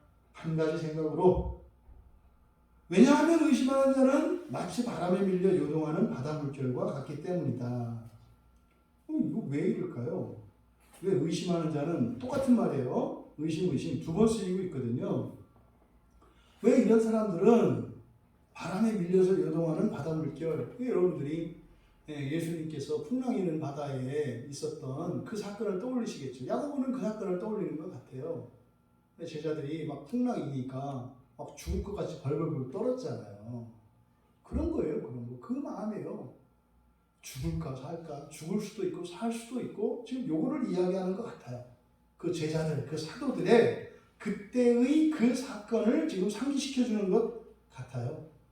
여러분, 그때 예수님께서 잠잠하라, 그러니까 바다가 잠잠해졌죠. 그때 풍랑이 있는 바다, 그래서 영적인 거라고 했어요. 그렇죠? 막 이 바람이, 이 바람, 루아흐, 푸뉴마, 이게 영이거든요. 영. 그때 바람은 그냥 우리가 이렇게 얘기하는 바람이 아니라 영적인 세력이에요. 영적인 세력. 그러니까요, 이렇게 갈등하는 게 사실은 뭐다? 이런 갈등과 불확신의 원인이 뭐다? 영적인 것이다. 여러분의 마음속에 이런 생각을 집어넣는다니까요. 야, 네가 구하면 주실까? 이것도 주실까? 이거는요, 영적인 거예요. 여러분의 생각이 아니라. 그래서 여러분에게 이런저런 생각이 들 때 그것이 내 생각이 아니라 영적인 것임을 깨닫고, 나를 위해서 보증을 서주신 예수 그리스도를 믿고 하나님이 주시는 분인 것을 기억해서 단마음으로 구할 수 있는 여러분 되시기 바라요. 그래서요, 7절에서 그러지 않습니까? 이런 사람은 무엇이든지 죽게 얻기를 생각하지 마라. 지금 딴 말 하는 거 느껴지세요? 바로 앞에 5절에서 뭐라고 했어요? 하나님 주시는 분이라고 했죠. 조건 없이 그냥 누구에게나 막 그랬잖아요. 근데 지금 7절은 뭐라 그래요? 이런 사람은 어찌로 생각하지 마라. 그러니까요. 이런 사람은 못 얻네요. 그럼 이거 모순이잖아요. 그러니까 이런 것 때문에 성경이 이제 오해가 되는 거고 교인들이 생각을 안 하려고 하는 거예요. 아니 앞에서 또 막 준다고 하더니 아무나 그 구하면 준다고 그러더니 또 이런 사람은 생각도 하지 말라래요. 이게 뭔 말이에요? 이거는 해결하고 넘어가셔야 된다니까요. 여기서 생각하다라고 번역한 말이 그냥 생각이 아니라 이거는 기대하다, 예상하다라는 뜻이에요. 기대하다, 예상하다라는 뜻이에요. 그러니까요. 여기서 또 이런 사람이라고 번역되어 있는데 에케이노스인데요. 그런이에요. 그런 저런. 그러니까 여기서 앞에 있는 거죠. 6절에서 그런 사람. 네. 그런 사람이 뭐겠습니까? 갈등하는 거예요. 줄지 안 줄지도 모르는 거죠. 사실은 보세요. 이게 그러니까 지금 7절의 이야기는요. 이렇게 하면 안 준다. 이런 얘기가 아니에요. 이렇게 생각하시면 안 돼요. 이렇게 하면 안 주시는구나. 이러면 안 된다고. 앞에서 그러면 이게 충돌하잖아요. 그런 의미가 아니고요. 자기가 구해야 할 것을 몰라요. 그리고 자기가 구하는지도 몰라요. 그러면요, 그런 사람에게요, 하나님이 주신들, 이게 하나님이 주신 건지 아닌 건지 알 수가 없어요. 왜 여러분의 삶 속에 감사가 없고 감격이 없어요? 구약이 된 거 아닌가? 뭐 이런단 말이에요. 여러분들이 정말로 하나님께 구할 때는 내가 뭘 구했는지 알 거 아니에요. 필요하니까. 근데 이렇게 갈등하고 말입니다. 이렇게 확신이 없고 뭐 받으면 좋고 안 받을 수도 있고 이런 사람들은 자기가 사실 뭘 구했는지도 몰라요. 구하고도 뭘 구했는지 몰라요. 그러니까 이 사람들은요. 받은 걸 몰라요. 많은 그리스도인들이 그렇죠. 얼마나 우리가 많은 걸 구합니까? 하나님 나 이거 힘들어요. 이거 좀 도와주세요. 얼마나 많이 해요. 근데요 다 잊어버리죠. 왜요? 기대하지 않기 때문에 그래요. 기대하지 않기 때문에 그래요. 그러니까 하나님이 수없이 주셨는데도 하나님이 주시지 않는다는 의미가 아니라 본인이 모른다는 뜻이에요. 본인이. 그것을 7절에서 이런 사람은 무엇이든지 주께 얻기를 생각하지 마라. 이 사람은요 어마어마하게 하나님으로 받겠지만 정작 본인은 받은 줄 모른다 이 말이에요. 이 얘기가 지금 7절의 이야기입니다. 그래서 이런 사람들을 이제 가지고 8절에서 설명을 하는데 두 마음을 품어 모든 일에 정함이 없는 자다. 그래요. 두 마음을 품어 모든 일에 정함이 없는 자. 여기서 두 마음을 품다 밑줄을 치시고요. 되게 어려운 단어입니다. 이게 지금 사실 8절에는 두 마음을 품다, 정함이 없다. 이 말이 야고보만 사용해요. 야고보만. 이 야고보서에만 등장하는 말이고요. 이게 성경에서 유일하게 여기만 그러니까 두 번 쓰이거든요.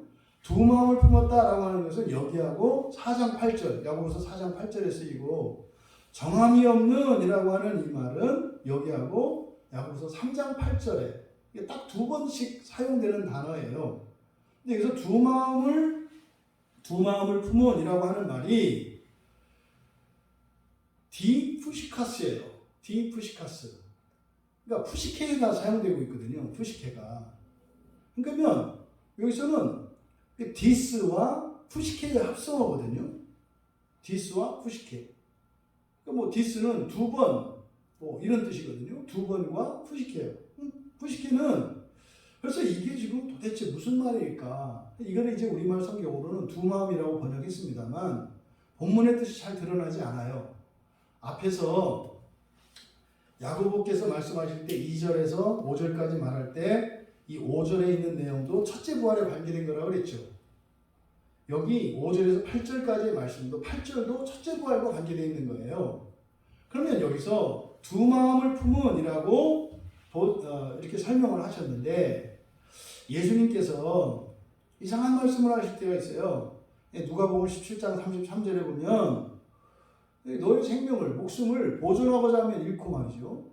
또 잃는 자는 살 거다 이런 말씀을 하시거든요. 그러니까 죽고자 하면 살 것이요 살고자 하면 죽을 것이다. 뭐 이순신 장군도 이제 이런 말씀을 하고 말이죠. 이게 예수님이 하신 말씀인데 보존하고자 하면 잃는 목숨. 근데 잃어버리면은 얻게 되는 목숨. 그러니까요. 성경에서 이 목숨에 대해서 이야기할 때 두 가지 목숨이 나와요. 하나는 이 세상의 목숨, 육체의 목숨. 또 하나는 우리의 영의 그리고 영원한 목숨. 그러니까 생명도 마찬가지죠. 유한한 생명, 영원한 생명. 그러니까 여기서 두 마음을 품었다라고 하는 이 말의 의미는 뭐겠습니까? 이 세상에서도 살겠다고 하고 하나님 나라에서도 살겠다고 하는 것을 나타내는 거예요. 그러면 이런 사람들은 모든 일에 정함이 없는 자다 그랬거든요. 여기서 정함이 없다라고 하는 말이 이제 3장 8절에서는 쉬지 않는이라고 번역되어 있어요. 그런데 이 정함이 없는 이라는 말은 카타스타토스라는 말 앞에 부정접두 아를 붙인 거예요. 그러면 카타스타토스라고 하는 말은 야고보가 만들어낸 말 같이 보여요. 거기다 부정접두를 붙여서 만들어낸 것으로 보여요. 왜냐하면 이 단어가요, 교부들의 문헌에는 많이 등장을 해요. 여기서 지금 정함이 없는이라고 번역된 이 단어가 교부들의 서신이나 교부들의 이 글들에는 많이 등장을 해요, 이 단어가. 그러니까 이때부터 쓰인다고요. 그러니까 이거 야고보가 만들어낸 말인 것 같아요. 그러면 정함이 없는 하는 이 아카스타토스라고 하는 말에 부정접두를 뺀 것, 카스타토스, 이 말은요, 예수님께서 마태복음 25장 21절에서 달란트 비유를 하시잖아요. 그때 21절에서 내가 많은 것으로 내게 맡길 것이다. 그래요. 내게 많은 것으로 맡길 것이다. 내 주인의 즐거움에 참여할지어다. 이렇게 말씀하거든요. 그때 맡기다라고 번역된 단어가 바로 부정접두가 붙지 않은 카타스타토스의 의미예요. 그러니까 이 카타스타토는요, 위임을 맡는 거예요. 위임받는 거예요. 그러니까 아가 붙었으니까 뭐예요? 위임받지 못한 거죠. 위임받지 못한 거. 그러면 8절의 의미가 정확하게 드러나요. 이 세상에서도 좀 잘 먹고 잘 살고 하나님 나라에서도 좀 잘 먹고 잘 살았으면 좋겠습니다. 요거를 지금 두 마음을 품었다고 얘기하는 거예요. 이런 사람은 이 세상을 살아가는 동안 하나님 나라에서 유업을 맞지 못한 사람이다 라고 이야기를 해요. 그러니까 결국 부족한 것을 우리가 하나님께가 지혜는 반드시 채워야 한다는 거, 지혜는 하나님으로부터 얻는다는 거, 근데 하나님은 무조건 주신다는 거, 이것을 통해서 이 세상에서 그리스도인이 살아갈 때 시험에 어떻게 대처해야 하고 그 시험을 통해서 시험을 어떻게 극복할 것인지를 가르쳐주는 것과 동시에 또 8절에서 가르쳐주는 진리가 뭐예요? 하나님 나라의 유업을 위해서 살아야 할 것임을 가르쳐줘요. 그러니까 여러분들이 하나님께 구하는 것, 그냥 조건 없이 주시는 하나님이신 것을 믿고 구하는 그것이 무엇과 관계되어 있다는 거예요? 하나님 나라의 유업과 관계되어 있다는 거예요. 여러분이요, 하나님 나라의 첫째 부활에서 들어가셔서 거기에서 땅을 받아요. 별을 받겠죠. 그게 여러분 하나님 주시는 거예요. 우리 어떤 자격이나 이것이 아니라 내가 그런 일을 내가 그렇게 할 수 있을까? 바로 이 세상에 필요한 것을 하나님께 구할 때 우리의 마음을 통해서 우리가 하나님 나라의 유업을 받은 자인지 받지 않은 자인지를 알 수 있다는 거예요. 여러분이 하나님께 그냥 단마음으로 구할 수 있다면 하나님 나라의 유업을 받은 것이라고 하는 강한 암시가 들어가 있는 거죠. 단순히 이것은 지혜에 대한 말씀을 하고 있습니다만 그 지혜의 중요성과 그 의미, 또 우리가 하나님께 구해서 얻을 수 있다고 하는 놀라운 사실, 이것을 또 야고보는요 첫째 부활과 하나님 나라와 연결짓고 있다. 여러분이 본문에서처럼 이 세상과 하나님 나라라고 하는 이 두 세계, 두 세상 가운데 아직도 여러분이 결정하지 않고 있다면 그에게는 아직 하나님 나라의 유업이 맡겨지지 않은 것입니다. 그것은 또한 우리가 이 세상을 살아가면서 우리에게 필요한 필요들을 구할 수 없게 된다고 하는 사실을 가르쳐 주신 거죠. 하나님 나라의 유업을 받은 것이 이 세상을 살아가면서 하나님의 은혜를 받으며 살아갈 수 있는 것이며 우리가 하나님으로부터 그런 온전한 은혜를 누리고 살아가는 것은 또 종말론적으로 하나님 나라의 유업을 받은 것임을 야고보는 설명하고 있다. 여러분, 지혜가 부족하면 채우십시오.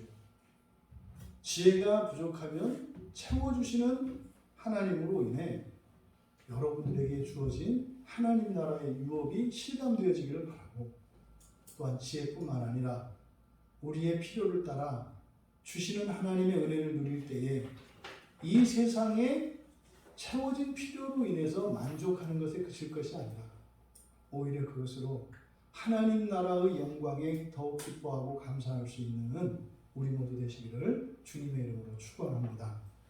우리 말씀을 생각하며 잠시 기도하겠습니다. 여러분들은 하나님을 어떤 하나님으로 알고 계시는가요? 여러분들의 필요와 관련해서 과연 하나님은 여러분께 어떤 분이십니까? 여러분의 어떠함과 상관없이 하나님 자신이 주시는 분이시기 때문에 주시는 하나님이십니까? 아니면 여러분이 지금까지 살면서 하나님께 구하고 또 주신 것을 받고 누리면서 살았는데 그 원인이 하나님께 있는 것이 아니라 여러분에게 있었던 것은 아닙니까? 또 여러분들이 구했지만 사실은 구한지도 모르고 다 잊어버렸지만 하나님께서 채워주셨던 것을 이 시간 또 하나님께서 생각나게 해주시기를 기도합시다. 하나님, 제가 구했을 때 하나님은 그때 채워주셨지만 제가 잊고 있었던 그것들을 생각나게 하셔서 마땅히 하나님께 드려야 할 감사를 드리게 하옵소서. 또 이 세상의 필요를 통해 하나님 나라의 유업을 소망으로 품게 하옵소서. 우리가 지혜를 구할 때 그 지혜를 통해서 우리가 얻을 수 있는 유익입니다. 세상에 살면서 필요한 것들, 하나님 나라에서 필요한 게 있다는 사실을 알고 함께 구하게 하옵소서. 우리 같이 말씀의 은혜를 생각하며 기도합니다.